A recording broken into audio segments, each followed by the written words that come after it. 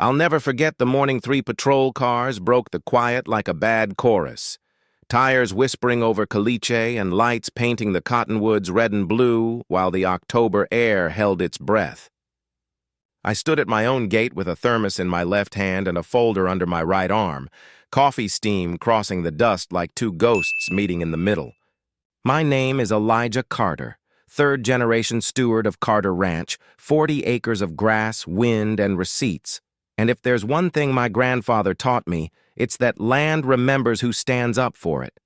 The deputies stepped out with the caution that comes when the radio says, "Armed trespasser on community property," hands high on their belts, eyes scanning the truck, the trailhead, the old granite boundary marker I keep clean because truth deserves to be legible.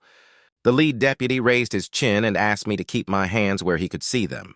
I did, and said evenly, "Sir, I'm Elijah Carter, owner of this parcel and the access lane you're standing on. Recorded easement since 1954. My documents are in this folder." Am I clear to set the thermos down and open it? A nod, the kind that says the man is listening even if the situation is still a question. I placed the thermos on the fence post, opened the folder, and showed the deed first because dignity likes to lead, then the meets and bounds description with every bearing highlighted. Then the assessor's parcel map printed big enough to end arguments at arm's length. Then photos of the survey pins that flash like little suns in the gravel.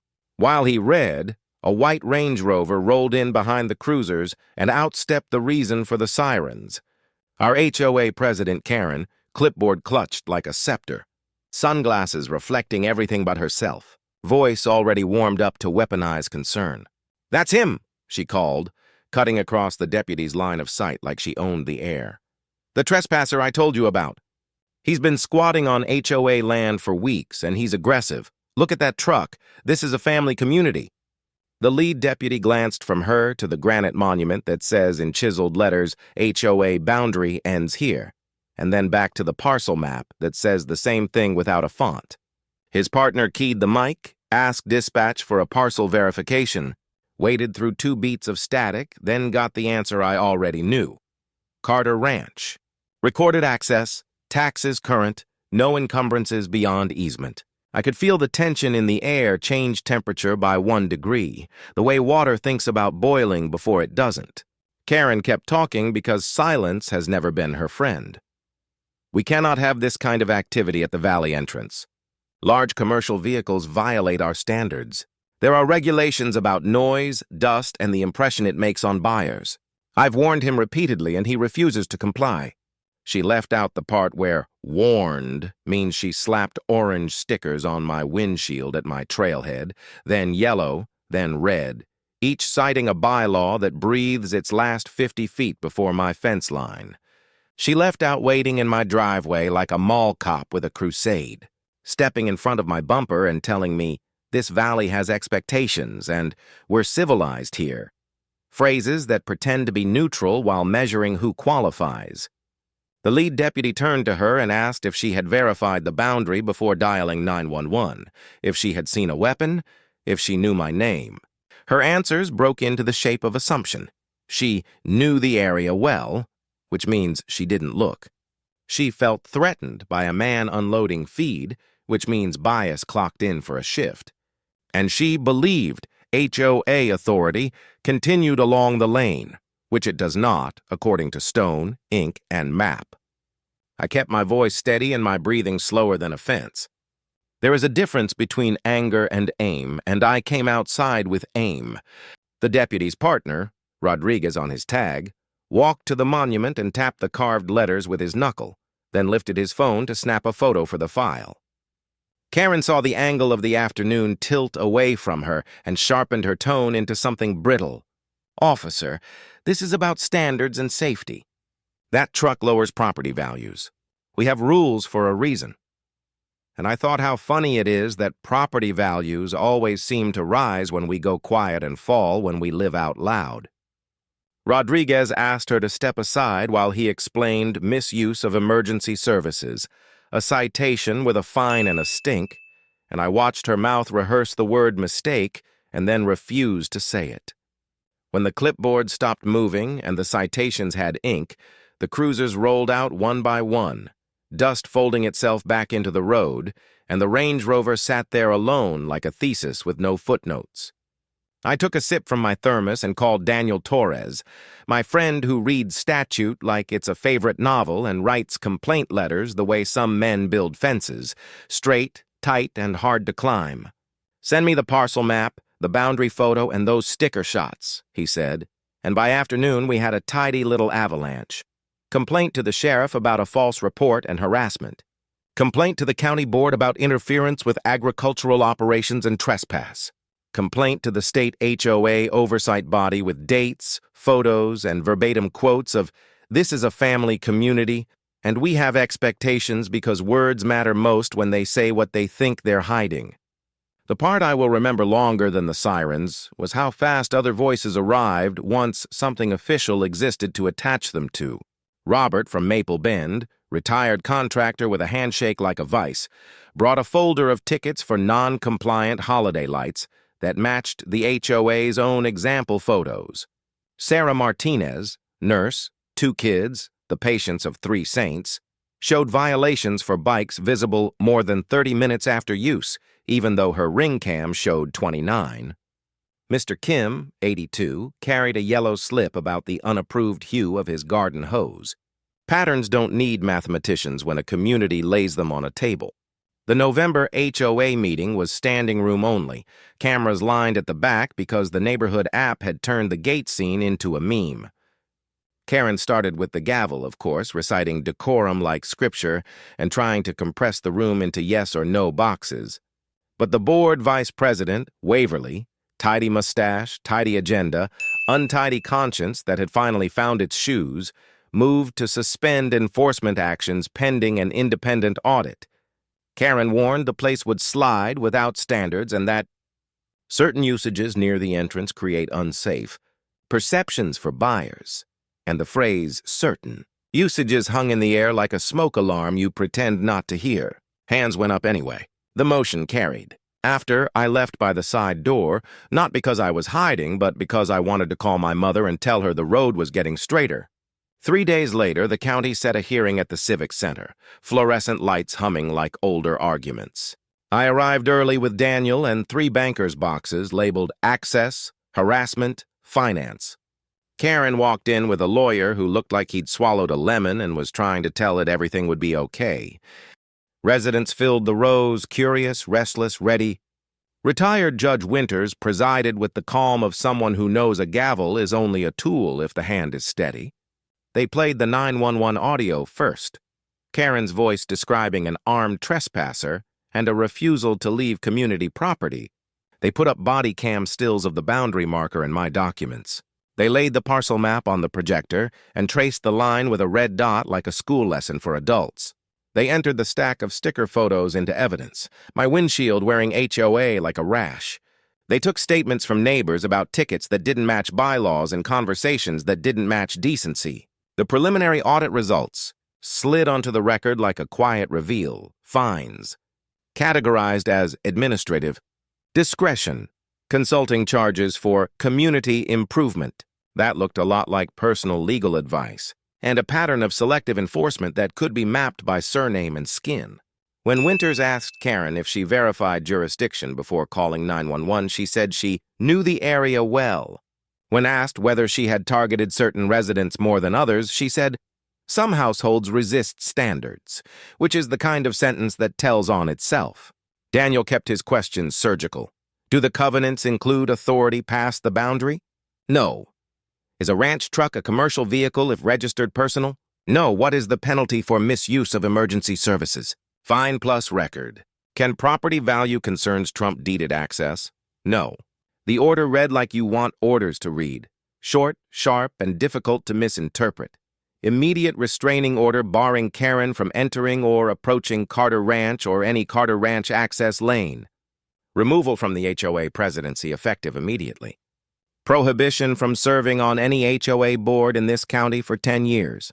Referral to the district attorney for false reporting. Civil restitution to me for legal fees and lost time. An independent audit with quarterly public reporting. The room held its breath and then broke into applause.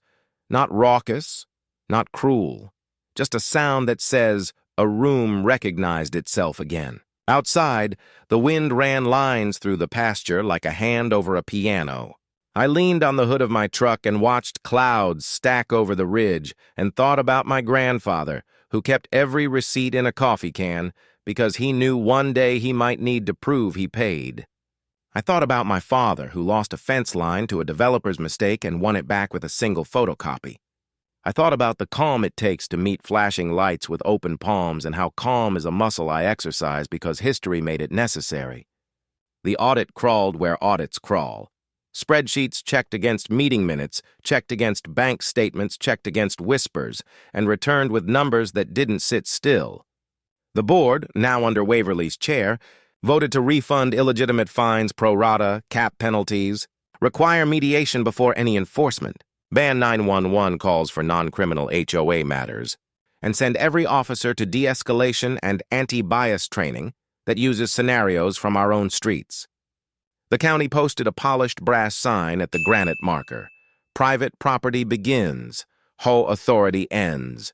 Sunlight catches it around 4 in the afternoon and throws a clean line across the gravel, a boundary written in light. While the DA worked the false report case, the valley did something I didn't expect. It learned how to talk to itself. Neighbors who had watched from windows stepped onto sidewalks. Robert came by with a weed eater and the humility that fits better than outrage. Sarah dropped off muffins and a folded apology note that said not, "We didn't know," but "I didn't ask." Mr. Kim told me he'd been fined for the hose and laughed as we installed a new one together. Same model, HOA-approved beige, water tasting exactly the same on both ends. The deputies drove by less often. When they did, Rodriguez lifted 2 fingers from the wheel like we were old friends, which in a small place is a kind of peace treaty. Karen kept to herself in the days between hearing and court, her Range Rover appearing and disappearing like the last act of a play when the audience knows the ending. And then the plea landed. Misdemeanor false reporting, restitution, 1-year probation, 100 hours community service split between the food bank and the Open Space Conservancy, a written apology to be entered into HOA minutes and read aloud at the next meeting, and a 10-year prohibition from HOA office confirmed by stipulation. The news didn't shout. It reported. The neighborhood didn't gloat. It adjusted. The night before the apology reading, I stood at the trailhead with a socket wrench tightening the rattle in the cattle guard and watched a family in a minivan pause to look at the brass sign. The kid in the back seat asked what it meant. The dad said, "It means know your lane." And I smiled because sometimes the universe writes your moral for you. The community center was packed the evening Karen had to read her apology. Folding chairs lined the walls, every seat taken, the same faces who once peeked through blinds now sitting shoulder to shoulder, curiosity mixing with something heavier, accountability. The board table gleamed under fluorescent light, new nameplates in place, Waverly presiding with the calm authority of someone who's learned that rules mean nothing without respect. Karen stood at the podium, a sheet of paper trembling in her hands, her designer blouse crisp but her posture small. The official record light blinked red to signal audio capture, and she began, voice wavering like wind through loose tin. To the residents of Sunset Valley, and to Mr. Elijah Carter of Carter Ranch, I apologize for my actions on October 12th and the weeks preceding.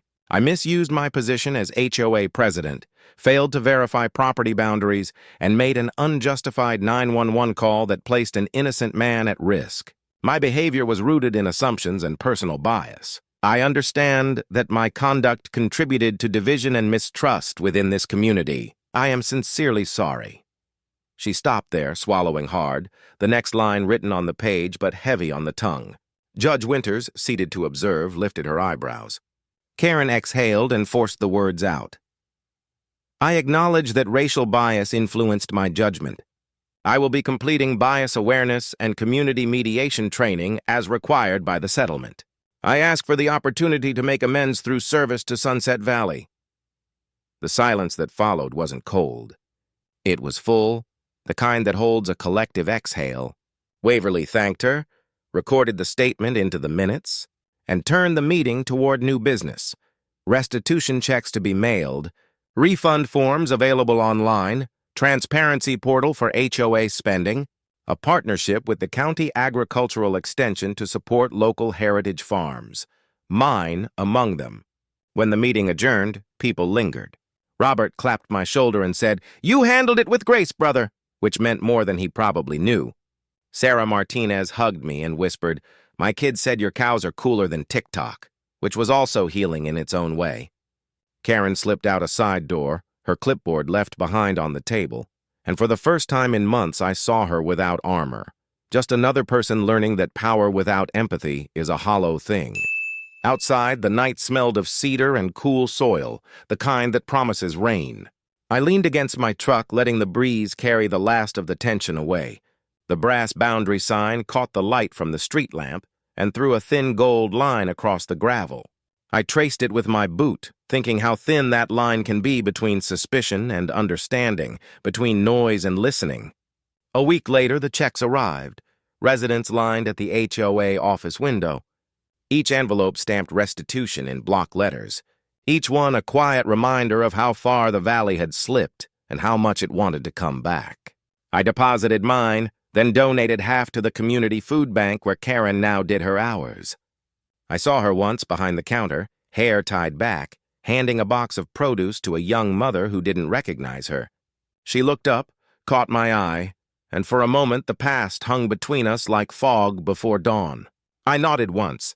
She nodded back. No words, no forgiveness required, just acknowledgement. The ranch settled back into its rhythm after that. Mornings started with dew burning off the pasture and the distant hum of traffic from the subdivision, not sirens. The brass sign shone brighter every week, polished by weather and by the occasional curious hand. The new HOA board visited once to deliver the partnership paperwork, funds for shared fencing, trail maintenance, and an educational program about sustainable ranching. I walked them through the barn, showed them the equipment, the irrigation system, the field rotation logs. The youngest board member, a college kid named Jaden, asked how I stayed so calm when Karen called the cops. I told him calm isn't the opposite of anger. It's what you build when you've seen anger waste too many people's good days.